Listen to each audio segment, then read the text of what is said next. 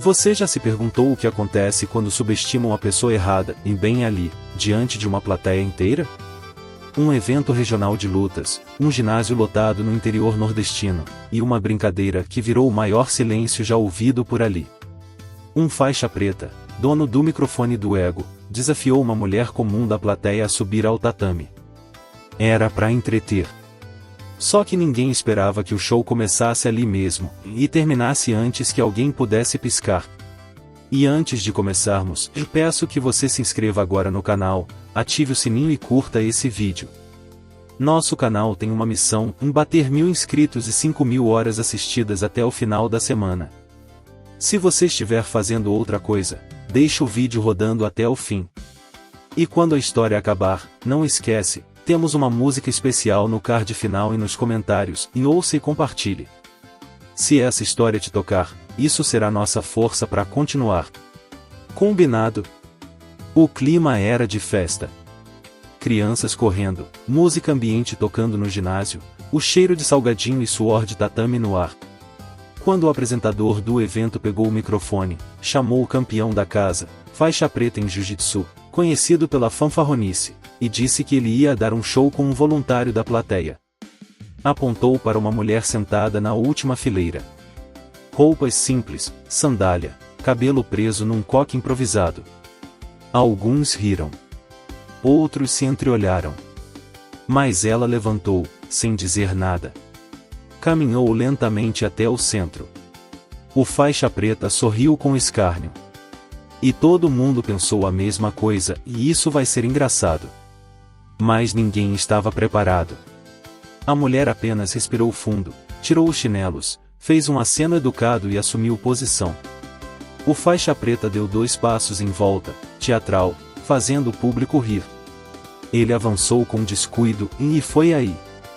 Um giro rápido, alavanca, pressão precisa. Em segundos, ele estava no chão. Sem força, sem resposta. O ginásio gelou. A risada morreu. Os celulares começaram a se levantar. Alguns segundos de silêncio absoluto, depois um grito: "Você viu isso?" E era só o começo. Porque por trás daquele golpe havia uma história muito maior, que ninguém ali imaginava viver. Quantas vezes a gente precisa gritar com o corpo quando o mundo não escuta nossas palavras?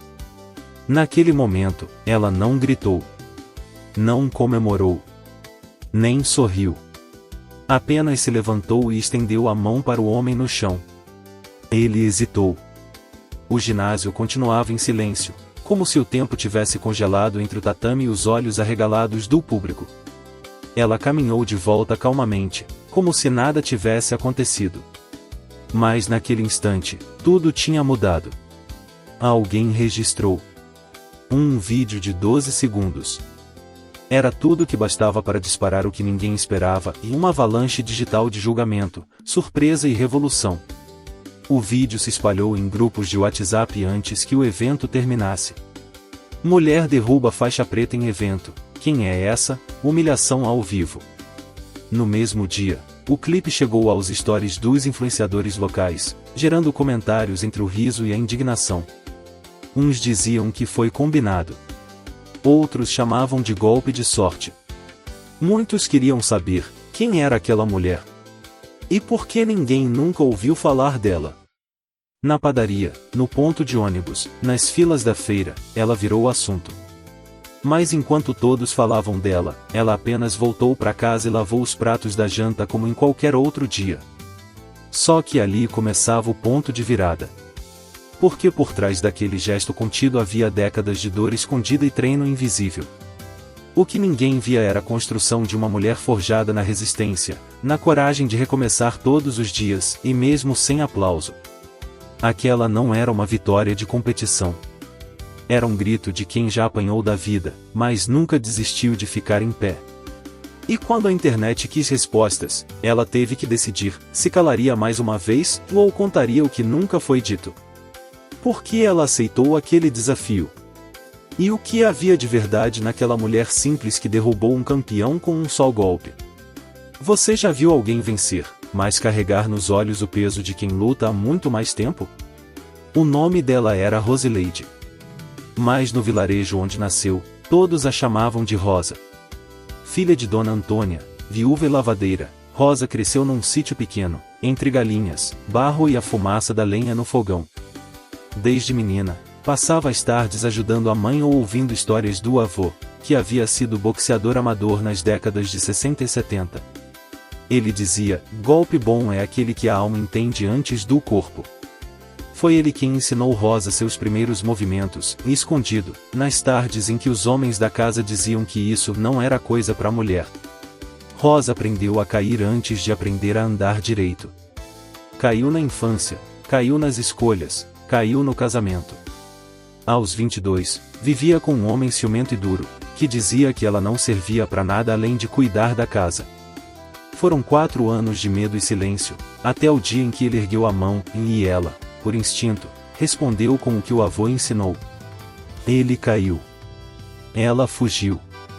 Começou ali uma nova jornada, feita de noites mal dormidas, faxinas em 3 casas por dia e treinos improvisados num quintal de chão batido. Rosa não treinava para competir. Ela treinava para nunca mais ser calada. E foi nesse mesmo espírito que ela subiu naquele tatame, e não para ganhar, mas para lembrar quem era. Não tinha patrocínio, academia, instrutor nem uniforme. Tinha cicatrizes, coragem e memória muscular. E por isso aquele golpe foi limpo, certeiro e carregado de história. Quando o vídeo viralizou, os jornais locais tentaram encontrar Rosa. Um deles a achou na parada de ônibus, com a sacola de mercado nas mãos. Ela disse apenas: foi só reflexo. Mas ninguém acreditou. Porque até o silêncio dela parecia gritar. E o país começava a querer saber quem mais essa mulher ia surpreender. Você sabe o que é aprender a se defender quando o mundo te ensina só a aguentar calada? Rosa nunca teve luxo, mas teve lições duras. Viu a mãe ser humilhada muitas vezes por patrões que nunca pagavam em dia. Viu o avô chorar escondido quando as dores do corpo o impediam de subir na cama. Aprendeu cedo que a vida exige mais do que força e exige dureza. Foi na adolescência que entendeu a diferença entre sobreviver e viver. E depois de escapar do casamento abusivo, jurou a si mesma que nunca mais deixaria o medo ditar seus passos. Treinava escondida, com galões de água como pesos e o som do rádio velho como cronômetro. Nos bairros onde morava, muitos viam Rosa como a estranha. Uma mulher séria, que mal falava, que caminhava rápido, que olhava nos olhos. E isso bastava para incomodar. Certa vez, um vizinho tentou intimidá-la no portão de casa. Ela apenas o encarou e não recuou 1 milímetro. Ele não voltou mais. Sua fama de mulher que não leva desaforo cresceu. Mas poucos sabiam da origem disso. Por dentro, Rosa ainda era a menina que sonhava em dançar forró como sua mãe dançava nos bailes antigos, e que guardava as luvas do avô numa caixa de madeira como relíquia de coragem. Não era sobre violência. Era sobre liberdade. Cada soco no ar era um recado ao destino: eu tô aqui. Cada flexão de braço na madrugada era uma oração muda. E quando pisou naquele tatame, com o coração batendo forte e a mão suando, não era a faixa preta que ela via, era o passado, os medos, os olhares que duvidaram. Aquele golpe que parou o ginásio não foi ensinado por nenhum mestre atual. Foi o legado de quem lutou a vida inteira sem nunca subir num pódio. Rosa herdou a arte da resistência. E agora o país todo começava a ouvir sua história. Mas o que fariam com ela depois? O que acontece quando o mundo inteiro passa a ter opinião sobre a sua vida, sem nunca ter vivido um dia dela? Rosa descobriu isso da pior forma. O vídeo de sua luta com o faixa preta explodiu no WhatsApp e migrou para o TikTok, onde hashtags como hashtag Braba do Tatame e hashtag Mãe que Luta dominaram os trends locais. Teve gente que riu, outros que vibraram. Mas a parte mais ruidosa veio dos críticos: fake, montagem, ela só teve sorte, isso foi combinado para ganhar views. O que começou como admiração virou julgamento em massa. E Rosa, que nem sabia usar redes sociais, virou meme, pauta e piada, em tudo ao mesmo tempo. Uma emissora de TV quis entrevistá-la. Um influencer fitness a desafiou publicamente. E até um canal de luta a convidou para uma revanche transmitida ao vivo. Mas Rosa recusou tudo.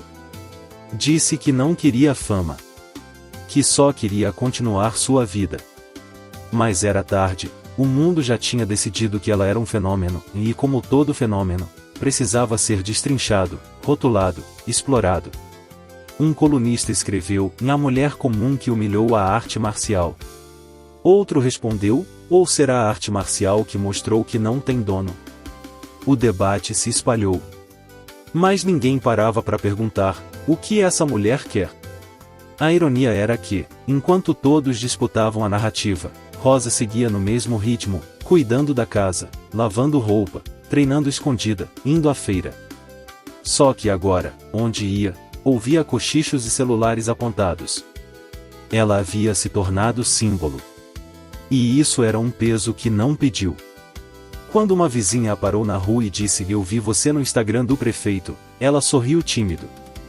Mas por dentro, sentiu o mundo escapar do controle. A fama chegou antes do convite que mudaria tudo. Porque alguém queria que ela lutasse de novo, e mais dessa vez, com gente grande assistindo. E o que ela faria agora? Quantas vezes você aceitou calado que dissessem que sua vitória foi só um acaso? Rosa ouviu isso mais vezes do que gostaria. Foi sorte. O cara escorregou. Aquilo nem foi luta. Mas ela sabia que não era sorte, era história acumulada, cicatriz com técnica. Quando um promotor de eventos da capital ligou oferecendo uma vaga num torneio regional de lutas, com transmissão ao vivo, Rosa hesitou. O convite veio acompanhado de patrocínio, uniforme novo e transporte. Mas também vinha com mais exposição, mais julgamento, mais pressão. Ela teve medo. Pensou em recusar. Mas quando viu as mensagens de mulheres dizendo: "Você me deu coragem", ela respirou fundo. E aceitou. Treinar virou prioridade. Os galões de água foram trocados por pesos improvisados, os vídeos do avô por tutoriais no celular emprestado de uma amiga. Ela treinava de madrugada, quando os filhos dormiam, com a luz da varanda acesa. Os vizinhos começaram a notar. E a vila onde antes cochichavam virou torcida silenciosa. A filha pequena desenhou a mãe lutando com uma capa. O filho mais velho a ajudava a cronometrar. Mesmo sem estrutura, Rosa se preparava como se fosse final de campeonato mundial. E no dia da viagem, saiu com um sorrisinho de quem sabe que vai carregar não só seu nome, e mais o de todas que nunca puderam lutar. O ginásio da capital era muito maior. Telões, juízes, arquibancada cheia. Quando anunciaram Rosileide da Silva, alguns riram. Mas outros já a reconheciam do vídeo. Os comentaristas do streaming disseram: "Vamos ver se o fenômeno da internet confirma se é mesmo talento ou apenas um momento." Rosa entrou de cabeça erguida, coração acelerado e o pensamento fixo: "Não é só por mim." Do outro lado, uma adversária experiente. O árbitro levantou o braço. O silêncio desceu. E ali, diante de milhares de olhos, Rosa se preparava para provar que nem toda mulher simples veio ao mundo para aceitar calado o que dizem dela. Você já sentiu o chão sumir sob seus pés, mesmo quando tudo parecia sob controle? Era semifinal. Rosa tinha vencido a primeira luta com técnica limpa, rápida e quase sem reação da adversária. O público começou a entender que ali não era mais sorte.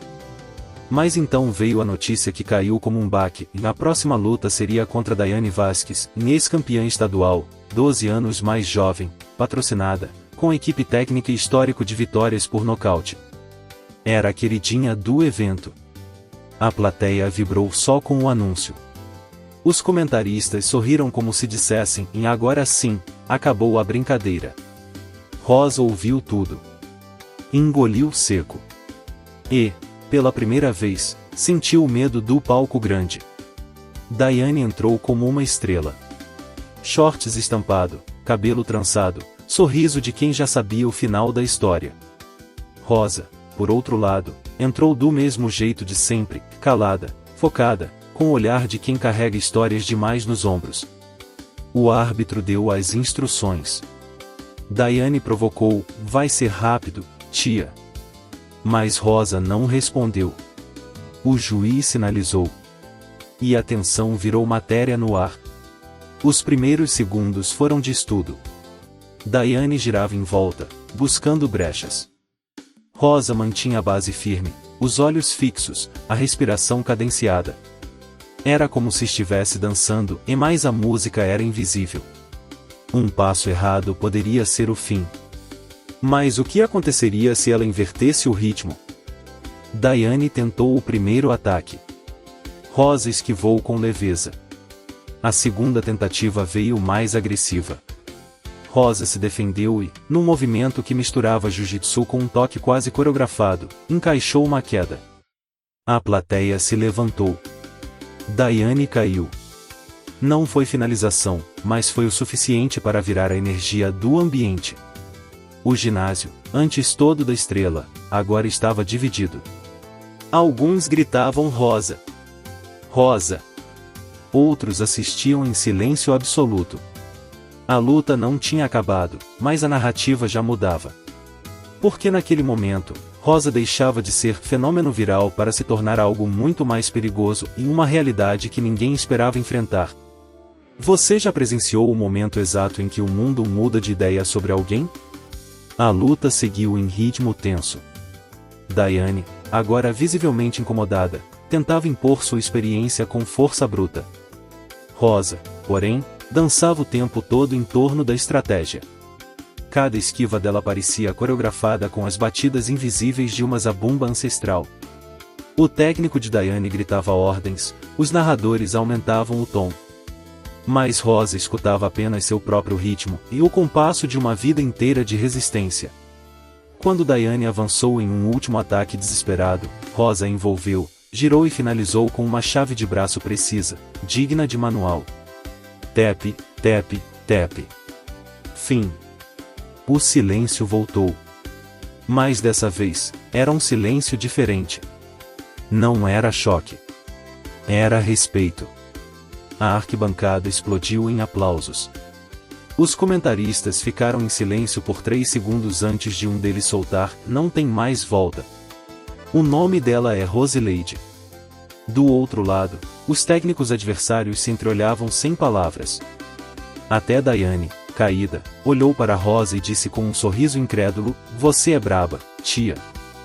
Rosa levantou, respirou fundo e fez o mesmo gesto que fazia desde o primeiro vídeo, e estendeu a mão com humildade. E ali, diante de um país inteiro assistindo, o impossível foi reconhecido. Mas Rosa não comemorou. Apenas voltou ao vestiário, tirou os protetores e lavou o rosto com calma. O celular vibrava com notificações que ela nem sabia ler direito. O evento explodia nas redes. As manchetes mudavam, em doméstica derrota campeã, fenômeno do sertão vai à final, a guerreira do forró que nocauteou o preconceito. A luta virou símbolo. E um repórter a abordou, o que você vai fazer depois da final? Ela sorriu de lado e respondeu, tem um forró marcado no fim de semana. E talvez, uma música para cantar. O país aplaudia a lutadora. Mas poucos sabiam que agora era a artista que queria falar. Você já viu uma plateia trocar o grito por dança, e a luta por poesia? No sábado seguinte à semifinal, Rosa estava em casa, lavando a calçada, quando recebeu o convite, quer subir no palco com a banda no forrozão da praça. Era a festa junina mais esperada do município, com fogueira, bandeirolas e cheiro de milho assado no ar. Ela hesitou. Mas a filha disse, vai, mãe, você merece. E lá foi Rosa, vestida com uma blusa florida, saia rodada e sandália de tiras, com o coração mais acelerado que no tatame. Quando chegou, foi recebida com palmas e abraços. Ninguém mais ria dela. Naquela noite, era como se o povo a reconhecesse como uma heroína e não das lutas, mas da vida. No palco, o sanfoneiro chamou seu nome. Essa daqui não precisa de microfone. A voz dela tá ecoando pelo Brasil inteiro. Ela subiu, tímida, com os olhos brilhando de quem não acreditava naquilo. A banda tocava um shot lento, e os casais dançavam colados na terra batida da praça. Mas algo estava prestes a mudar. O vocalista parou e disse: Roseleide, ouvi dizer que você também canta e que tem uma música sua por aí. Ela corou: tenho sim, mas nunca cantei em público. A multidão gritou: canta, Rosa. E com a sanfona como companhia, ela respirou fundo. Era hora de contar sua história, dessa vez com melodia. Os primeiros versos saíram tremidos, mas verdadeiros. A letra falava de superação, de dores caladas e vitórias invisíveis. Misturava metáforas do sertão, das palhas secas ao barro molhado, com o amor de mãe e o legado de avô. Era forró, mas era manifesto. A praça silenciou. Alguns choraram. Outros se abraçaram. Quando terminou, o público explodiu em aplausos de pé. O vídeo da apresentação foi parar na internet com o título A Mulher que Venceu no Tatame no Palco. E ali, naquele chão de terra, com cheiro de festa e emoção no ar, Rosa entendeu: a verdadeira luta nem sempre é contra alguém. Às vezes, é por quem você escolhe ser. Você já ouviu uma música que parece ter sido escrita com as cicatrizes de quem viveu cada verso? A canção de Rosa era um forró lento que contava a história de quem apanha da vida mas não se entrega. Ela escreveu escondida, numa folha de caderno escolar, entre um turno e outro de faxina. Falava do dia em que caiu pela última vez, e decidiu não levantar só por si, mas pelos filhos, pela mãe que partiu cedo demais, e pelo avô que ensinou a lutar com o coração. Era poesia de resistência embalada em ritmo nordestino, com cheiro de terra molhada e alma de quem ainda acredita. O refrão era simples, mas batia forte. Era impossível não se arrepiar. O vídeo da apresentação circulou feito rastilho de pólvora. Em menos de 24 horas, chegou a programas de TV, podcasts e rádios comunitárias. Um produtor de música independente do Recife mandou mensagem: tem ouro nessa letra. A canção virou símbolo. Escolas passaram a usá-la em eventos culturais. Grupos de mulheres se reuniram para cantá-la em rodas de conversa. Rosa, que nunca pisou numa escola de música, virou referência de arte popular espontânea e poderosa. Mas o mais impactante foi o que aconteceu dias depois. No evento final do torneio, antes da grande luta, o apresentador do ginásio pediu silêncio e tocou a música no telão. O público se levantou. Rosa, com os olhos marejados, ouviu sua própria voz ecoar no ginásio onde, semanas antes, era só uma mulher invisível da arquibancada. Aquele golpe no faixa preta havia virado refrão. Aquela queda havia virado coreografia de resistência. E pela primeira vez, ela entendeu que não tinha apenas vencido uma luta, e tinha despertado um movimento. Mas o que viria agora que todos os holofotes estavam nela? Você já percebeu que às vezes a maior vitória não é ganhar, mas ser visto de verdade pela primeira vez? Quando Rosa entrou no ginásio para a luta final, a multidão já não era a mesma. Não havia mais risos nem olhares de deboche. Havia expectativa, respeito e até emoção contida. Alguns usavam camisetas com sua foto. Outros traziam faixas com trechos da sua música. E quando ela foi anunciada como Roseleide da Silva, a Rosa do Sertão, o público gritou como se já soubesse o final. A adversária, campeã anterior do torneio, veio com tudo. Mas Rosa não parecia lutar com raiva. Lutava com serenidade. Como quem já tinha vencido antes mesmo do primeiro golpe. A luta foi técnica, intensa, bonita. Rosa caiu 2 vezes, mas levantou com o mesmo olhar firme. A adversária, mais nova, mais veloz, encontrou resistência onde esperava cansaço. E no último minuto, com um giro inesperado, Rosa encaixou um golpe limpo, preciso e finalizador. A arquibancada veio abaixo. Mas ela não vibrou. Apenas sorriu, ajoelhou no tatame e olhou pro céu. Lágrimas caíam sem esforço. O árbitro levantou seu braço. Campeã. E por mais que aquele troféu brilhasse, era o olhar do público que dizia tudo.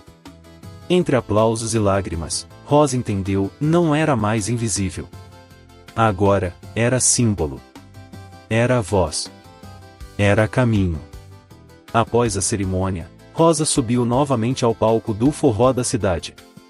Mas dessa vez, não como atração surpresa, era a estrela. A multidão cantou com ela, cada verso da música como se fosse hino. E quando a canção terminou, o sanfoneiro gritou, e ela venceu no tatame, venceu na vida, e agora vence no coração de cada um aqui. As luzes da praça piscaram como fogos de São João. Rosa chorou, riu, dançou. E no fim, pegou o microfone e disse, e se eu conseguir, qualquer uma consegue. Porque a força da gente não mora nos músculos, e mora na alma. Mas havia ainda um último capítulo nessa jornada. Um chamado coletivo. Você já sentiu que uma história não termina, apenas começa outra em quem escutou?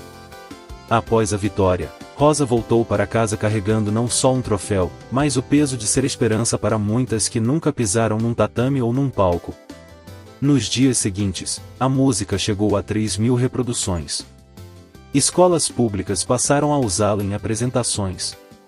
Um documentarista a procurou. Uma ONG a convidou para falar com mulheres vítimas de violência. Rosa, que só queria viver em paz, se viu em meio a algo maior.